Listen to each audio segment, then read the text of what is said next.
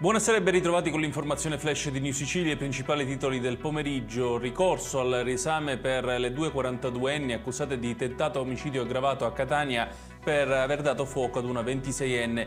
L'avvocato di una delle due donne, attualmente detenute in carcere, ha depositato il ricorso contro l'ordinanza di custodia cautelare emessa dal GIP. La Corte d'Appello di Catania ha condannato a 9 anni e 8 mesi di reclusione Georgeta Kolesnichenko, ex modella romena di 50 anni, per l'omicidio di Sandra Garcia Rios, allora sua vicina di casa, coltellata a seguito di un alterco.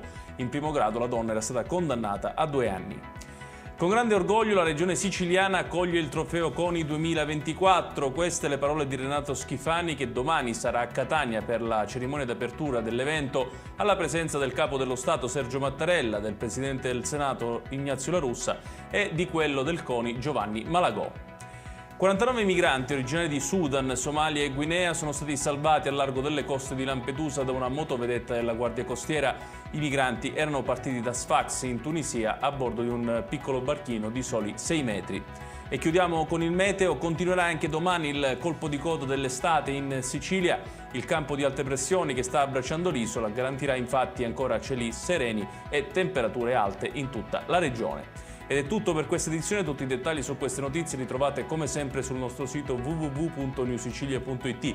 Grazie per averci seguito e arrivederci.